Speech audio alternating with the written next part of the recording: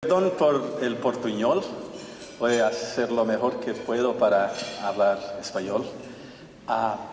Y es un gran placer estar acá en Guatemala porque mucho de lo que hemos aprendido sobre nutrición de los niños es conocimiento que fue generado acá en el INCAT, principalmente el estudio sobre lo cual habló Reinaldo.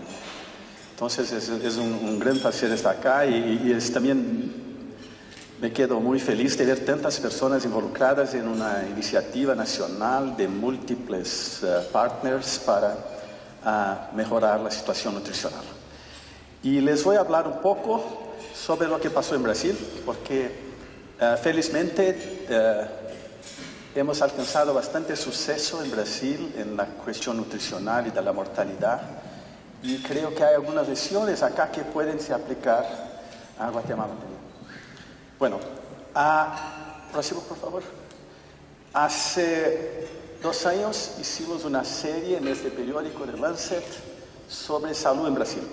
Está online, se entran en Google, es fácil de encontrar. Y el segundo artículo de la serie, el segundo artículo es sobre la salud y nutrición de los niños brasileños. Y yo voy a hablar muy rápidamente sobre cuestiones como mortalidad, morbilidad, desnutrición, la cobertura de intervenciones. Pero principalmente para entender lo que pasó, cómo se puede entender lo que pasó en términos del progreso alcanzado. Y también algunos retos que persisten en nuestro país. Si miramos la mortalidad infantil en Brasil, esto es una escala logarítmica, pero se ve que es la mejor para mirar las reducciones relativas, proporcionales. Y hasta los años 70, a la caída de la mortalidad infantil era de 1% al año. Más o menos por 80 empezó a caer 3% en esta década, 5% al año, 4%. Y ahora parece que está cayendo un poquito menos, pero está bastante baja. La mortalidad en Brasil está en 15 de 16 por mil en todo el país. Hay zonas ricas, hay zonas pobres, pero el promedio del país es 15 de 16 por mil. Entonces Brasil ya ha logrado alcanzar la meta de desarrollo del milenio número 4, que es una reducción de 2/3 desde 1990. Tenemos alcanzado más que esto. Entonces es algo que nos deja muy llenos de orgullo porque las condiciones en Brasil hace algún tiempo eran muy malas, muy difíciles y ahora tenemos un progreso muy grande, no solo económico, pero sí también social, que es más importante. Y si miramos las causas de mortalidad, hasta aquí no se ve muy bien esa primera barra acá, lo que teníamos en 1990. La más oscura 2007, prácticamente acabamos con diarrea, no hay diarrea en Brasil, no hay más muertes por diarrea, casi no hay muertes por infecciones respiratorias, pero siguen las muertes perinatales. Hay una disminución importante, pero siguen ahora como el principal reto para la mortalidad en Brasil, son los cuadros de las muertes muy tempranas en el primer día de vida, en la primera semana de vida. Pero lo importante acá es que hay algunas enfermedades que fueron prácticamente erradicadas, como la diarrea. Próxima. En términos de morbilidad, tenemos coberturas muy altas de vacunas, entonces erradicado la polio, sarampión, difteria, prácticamente erradicada, tosferina. Los casos de sarampión que tenemos en Brasil ahora son alemanes o japoneses o americanos que vienen en vacaciones y cuyos países no tienen cobertura de vacunas tan altas como Brasil, por una serie de razones, pero son casos importados, y principalmente de turistas. Una reducción muy grande de enfermedades diarreicas, como he mencionado, y un control muy bueno de la prevención de SIDA. Muy bueno, muy efectivo, uno de los programas más conocidos en el mundo, con tratamiento gratuito para todos hace más de 20 años. Bueno, próxima. Pero vamos a hablar un poquito de nutrición. Y acá están 3 encuestas nacionales. Y en la primera encuesta de 89 teníamos 20% de déficit de desnutrición crónica.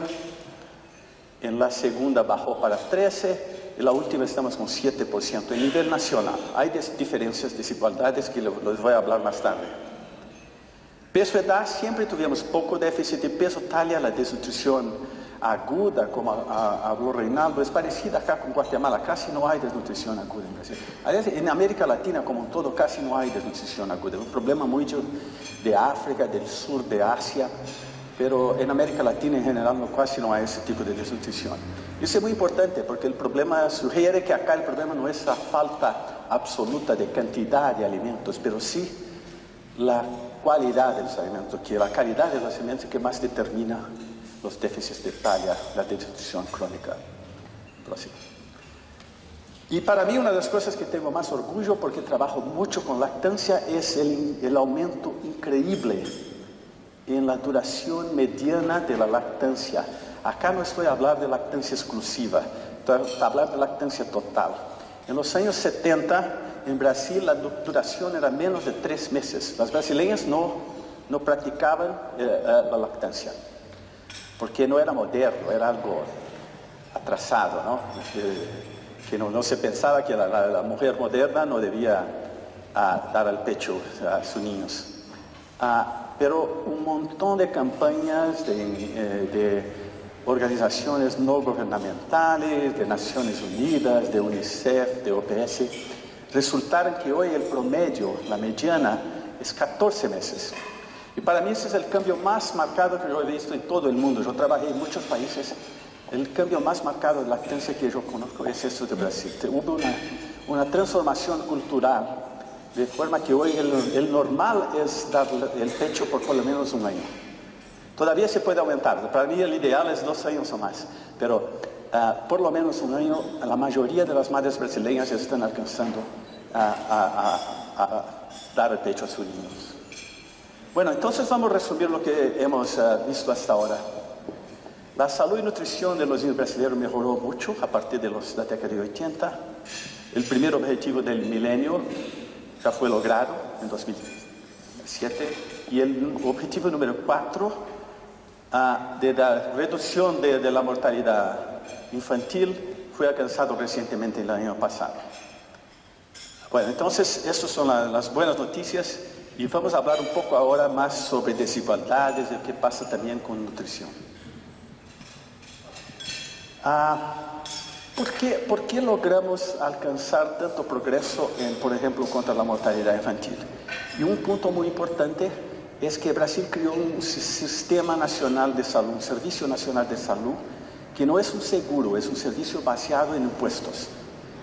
Los impuestos generales del país, hay una alocación de una proporción de los impuestos para la salud y hay un sistema nacional universal. Y lo que pasó, por ejemplo, es que el año 96, por ejemplo, cuando el sistema empezaba a ser implementado, en las más pobres, aquí son los 5 quintis de presupuesto, en las más pobres 70% tenían el parto en un hospital o en una clínica, 30% el parto en la casa.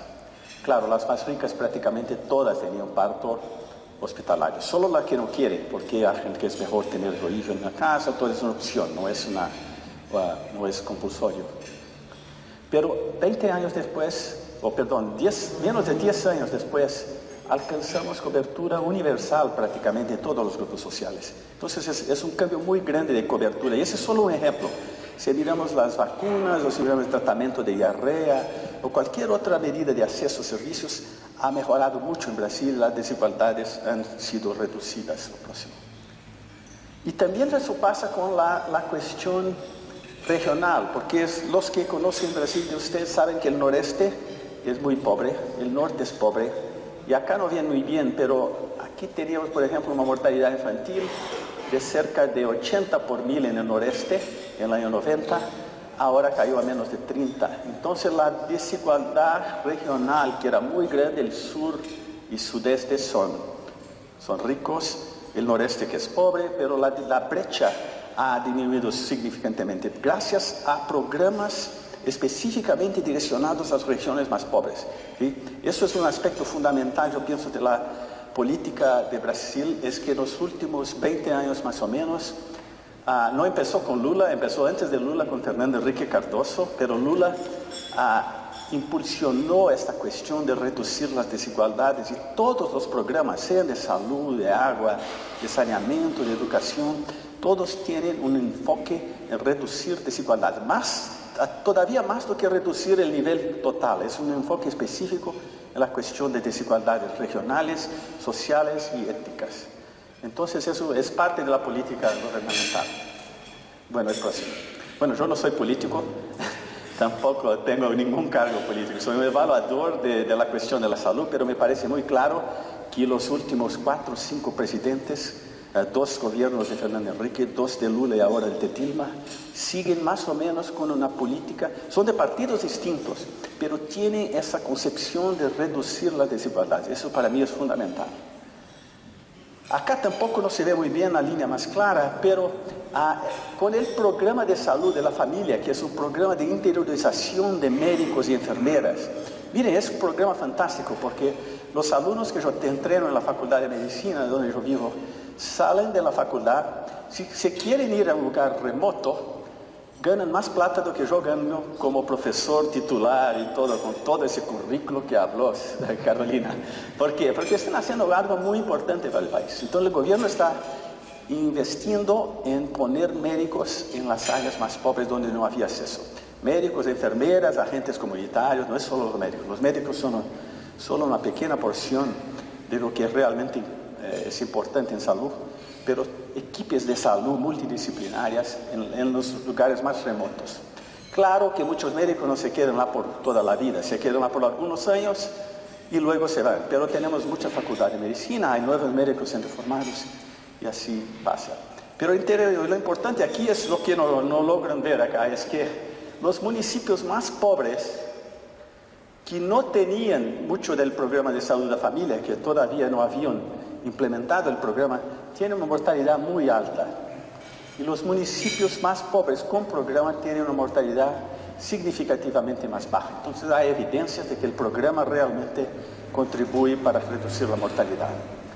Próximo. Bueno, y también reduce la diferencia, próximo, entre ricos y pobres. Acá, próximo. En 1991, la mortalidad entre los ricos era 30 por 1000, entre los pobres casi 100 por 1000, los 20% más pobres. Próxima. En 2011, 2001, 2002, tenemos que la brecha está menor. Puede ver cómo está más pequeña la brecha y los pobres están todavía bien más altos que Brasil. Esto es un reto que persiste, pero las diferencias están menores. Y también en cuestión de los déficits de talla, eso es muy importante, porque en Brasil tenemos esa cultura, no, el nordestino del noreste es bajito, no, genéticamente. Y esto, los que estamos a ver ahora, es que eso sí era verdad, porque teníamos acá más de 50% de déficit de talla en los años 70 en el noreste, que es parecido a lo que hay acá en Guatemala, un poquito mejor en Guatemala do que esto, pero más o menos más de mitad. Y ahora, miren, tenemos 5%, 6%. Realmente es un cambio increíble. Si vamos al noreste hoy, los jóvenes son altos. Y hace 20, 30 años los jóvenes eran bajitos. Entonces, toda esa idea de que algo genético no estaba cierta, sin duda hay un cambio muy importante. Y prácticamente no hay más diferencias regionales ahora, con excepción del norte. Ahora el norte, la Amazonia, es la región donde hay que investir más para reducir los déficits de talla. Pero mismo en la Amazonia tenemos más o menos el 13% de déficit comparado con 5% en el resto del país. Próxima. Y esta diapositiva para acá es una de las más importantes que yo voy a presentar hoy. Probablemente es la segunda más importante. Y acá tenemos los más pobres, acá los más ricos.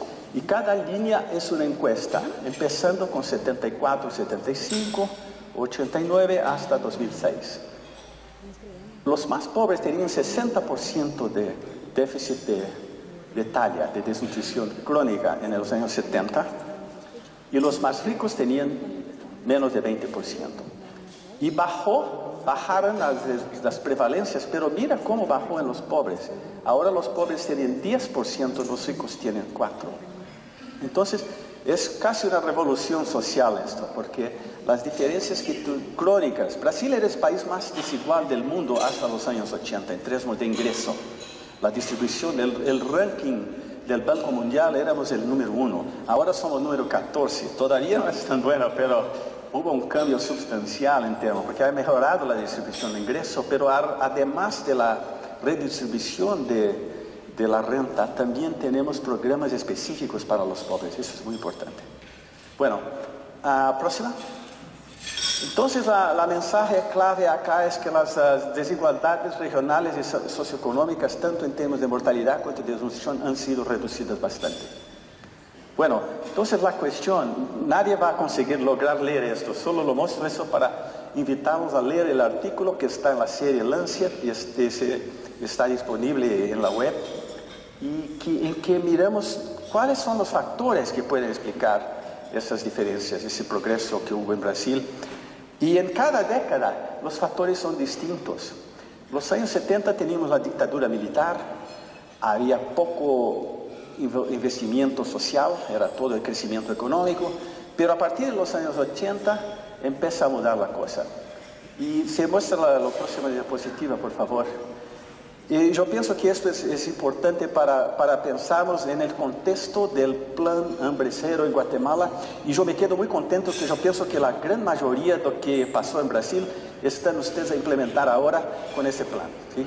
Eso es muy importante. Pero, vamos a ver, hubo mejorías importantes en los determinantes sociales, reducción de la pobreza, de la concentración de renta. Brasil está menos desigual.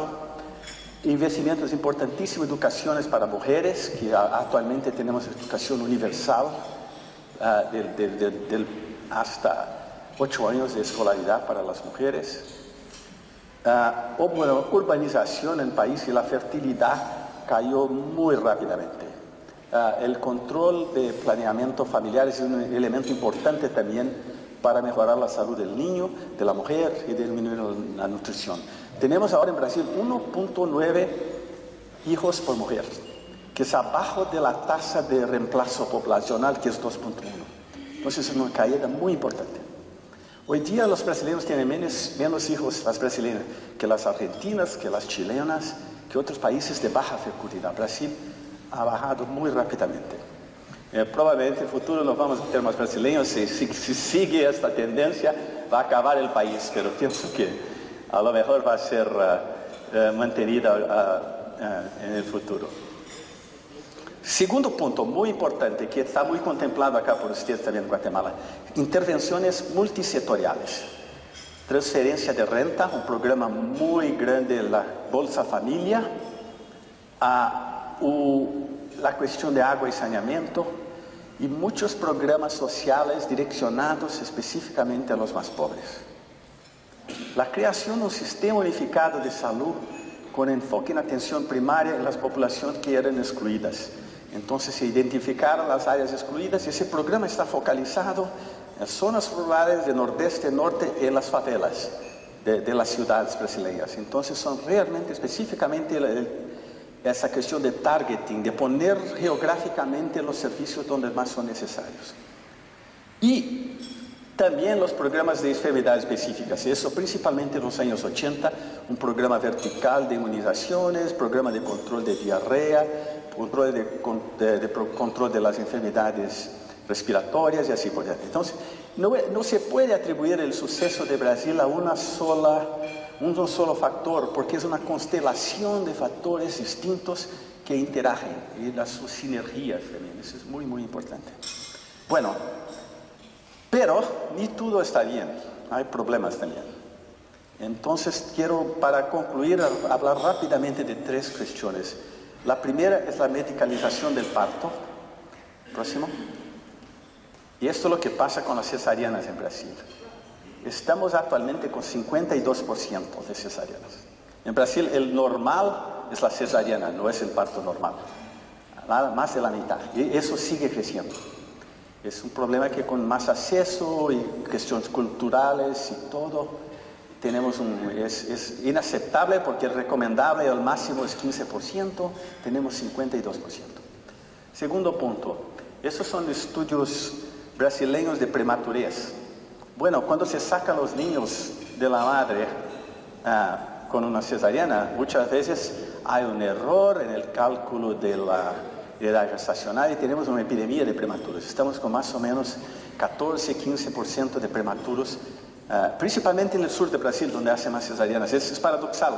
El noreste, donde las condiciones en general son peores, hay menos prematuros do que en el sur, donde las condiciones son mejores.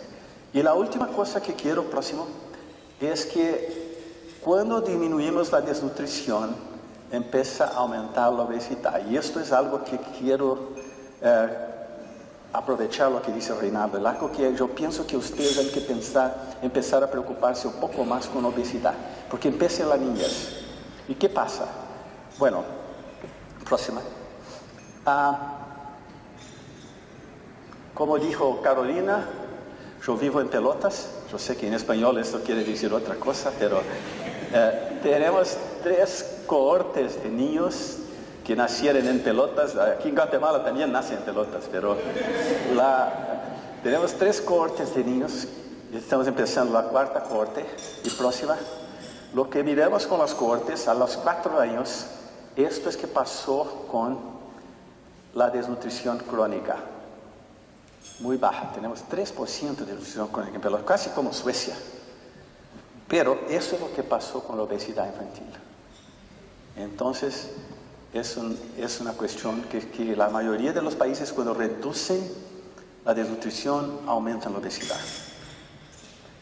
Y acá, entonces, los retos que persisten para Brasil, yo pienso que es esa cuestión de las cesáreas, de la prematurez y de la obesidad infantil. Hay que mejorar la calidad de la atención, porque la cobertura ahora está buena. Tenemos 100% de cobertura de la mayoría de los programas, pero la calidad todavía hay que ser mejorada. Y erradicar las desigualdades socioeconómicas que han reducido, pero todavía persisten. Y para completar, quiero hablar un poquito del grupo Cohortes, que es este grupo que está se reuniendo hoy mismo en Antigua. Es la razón que Rey y yo estamos acá. Y esas son las 5 mayores, más grandes, largas cohortes del mundo, el estudio de INCAP en Guatemala, del mundo fuera de los países desarrollados. Claro, hay cohortes muy grandes en Europa, Estados Unidos. Pero nosotros tenemos un consorcio, puede solo rápidamente un poquito. Ok, gracias. Y son Guatemala, Pelotas, África del Sur, India y Filipinas. Y nosotros hacemos un montón de análisis conjuntas de los datos, es un conjunto de datos muy ricos. Y lo que más me preocupa con esos análisis es la cuestión de cuándo los niños ganan peso y talla. ¿En qué edad ganan peso y talla? La próxima. Si uno mira, eso es un gráfico esquemático, pero para mejorar el capital humano, que es la talla del adulto, la escolaridad, la inteligencia, cuánto ganan los adultos, esto hay que investir en combatir la desnutrición, como dice Reinaldo. Pero el capital humano y la mortalidad de la niñez, es bueno tener un buen peso de nacimiento, es bueno ganar peso en el primer año de vida, es bueno ganar peso en el segundo año de vida, pero después de 2 años no hace diferencia. Si un niño gana peso después de los 2 años, está poniendo grasa, no está poniendo cerebro, fígado, páncreas, los órganos que son esenciales para tener una salud como adulto, ¿sí? Entonces es muy importante para esto investir en la ganancia de peso y de talla precoz. Próxima. Pero si miramos los riesgos de enfermedades crónicas, es el opuesto. El ganancia de peso, acá es nivel 1, que es un riesgo relativo, que no hay ningún aumento. Si ganancia de peso en nacimiento, primer año de vida, hasta los 2, incluso protege, incluso baja el riesgo futuro de gran parte de las enfermedades crónicas, porque el individuo es más sano, tiene masa magra, tiene huesos, músculos, vísceras. Pero a partir de los 2 años, la ganancia de peso rápida aumenta muy marcadamente el riesgo de enfermedad crónica. Hay que prevenir las enfermedades crónicas en la niñez, eso es importantísimo. Si pongo las 2 gráficas acá, Ustedes miren que hay un punto alrededor de 2 años en el cual no queremos más que los niños ganen peso excesivamente. Eso es importante, podemos regresar a eso después. No queremos una ganancia arriba del esperado. Pero antes de los 2 años es muy importante esa ganancia de peso rápida y de talla también. Y para concluir, yo pienso que es un doble reto ahora para los programas de nutrición. Hay que investir temprano, hasta los 2 años, para prevenir el déficit. Pero después hay que prevenir la ganancia excesiva de peso. Y el tipo de comida que habló Reinaldo, esas comidas industrializadas, o las bebidas con azúcar, todo que a veces los niños les gusta tanto, ¿no? Pueden contribuir marcadamente para eso. Ese sí puede también una dieta de baja calidad, con muchas calorías y con pocas proteínas. Entonces, este es el mensaje que yo quería dejar a ustedes hoy. Es un desafío muy importante porque tenemos que promover la ganancia de peso, la prevención de la desnutrición en los 2 primeros años de vida, pero al mismo tiempo nos preocupar con la epidemia de obesidad y de enfermedades crónicas que está afectando tanto de nuestros países. Muchas gracias.